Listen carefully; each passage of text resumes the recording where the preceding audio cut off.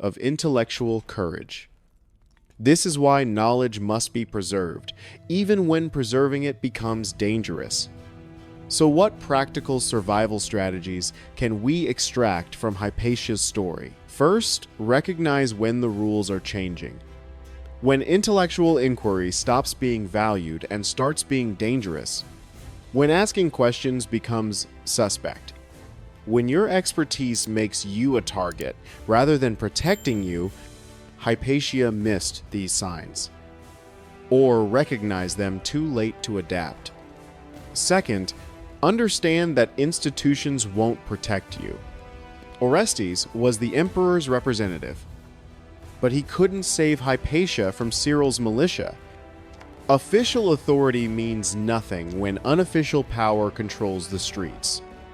Legal protections are worthless when those who enforce them lack the will or strength to do so. Third, build networks before you need them. The scholars who successfully fled Alexandria had connections in other cities, resources they could draw on, places to go. Hypatia seems to have been isolated when crisis came. She had nowhere to run and no one powerful enough to protect her. Fourth, document everything. Socrates Scholasticus's account ensures we know what happened to Hypatia. Without his documentation, her murder might have been successfully erased from history. When authorities want to suppress knowledge, the only defense is making that knowledge too widespread to eliminate. Copy it. Distribute it. Make sure multiple people in multiple locations possess it. Fifth, accept that some battles cannot be won, and survival sometimes means retreat. This is perhaps the hardest lesson because it feels like cowardice. But the scholars who fled Alexandria preserved classical learning. They taught new students in safer locations. They kept traditions alive that would have died if everyone had stayed to resist. There's no honor in pointless martyrdom when fleeing would allow you to fight another day. Finally, understand that survival and resistance aren't opposites. The scholars who fled didn't surrender their principles. They found new ways to maintain them. They continued teaching, writing, preserving knowledge, just from safer locations where doing so wouldn't get them killed. Hypatia's story forces us to confront uncomfortable questions about intellectual courage and survival. Was she heroic for staying and maintaining her principles even when it cost her life? Or was she foolish for not recognizing the danger and adapting accordingly? The answer is probably both.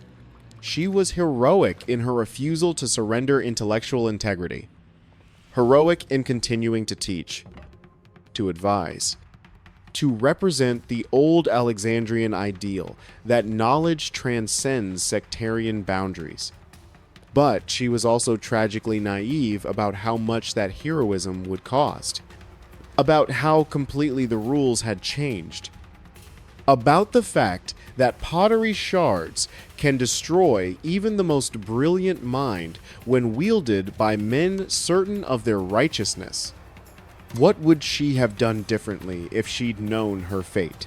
Would she have fled to Constantinople or Athens, where pagan philosophers still had some protection?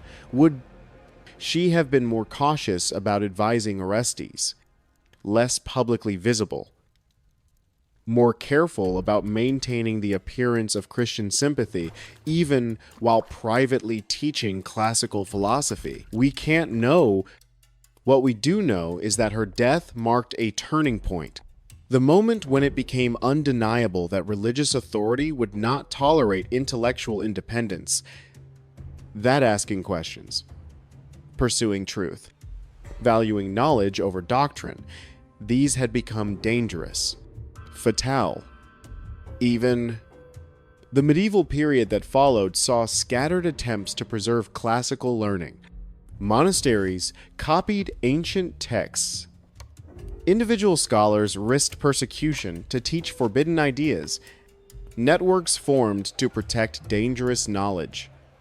These survival strategies emerged directly from lessons taught by failures like Hypatia's death. Future intellectuals understood you cannot challenge power openly when power holds overwhelming force. You must be subtle, patient, willing to wait for times when questions can be asked again without inviting murder. Subscribe to Medieval Survival Skills because understanding how knowledge survives persecution isn't just historical curiosity. It's practical wisdom for any era when asking questions becomes dangerous. Hypatia's murder teaches us that intellectual courage requires more than principles. It requires strategic thinking about when to resist openly and when to preserve yourself for future battles. The pottery shards that tore through her flesh in the Caesareum destroyed one of the era's greatest minds. But they couldn't destroy what she represented, the idea that truth matters more than power's approval. That wisdom can be pursued even when authorities forbid it. That some things are worth preserving even at terrible cost.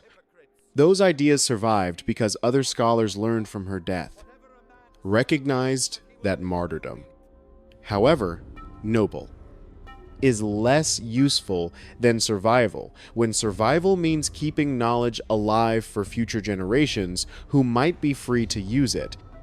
This is what Medieval Survival Skills explores: how knowledge persists through dark times. How dangerous ideas get preserved when possessing them invites death. How communities of scholars protect each other when institutions turn hostile.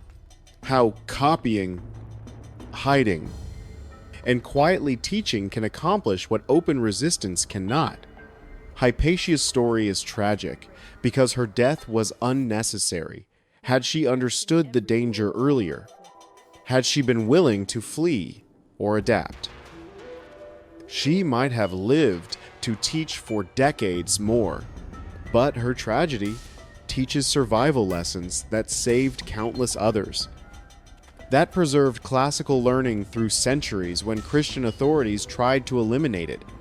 That eventually allowed Renaissance scholars to rediscover the knowledge men like Cyril tried to destroy. Remember the pottery shards.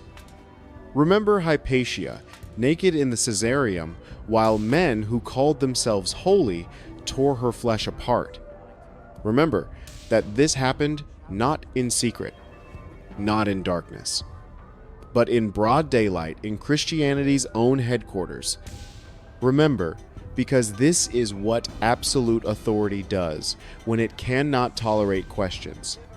And remember that despite everything, despite the murder, the burning, the deliberate erasure from official records, we still know her name, still teach her story, still grapple with the questions she asked.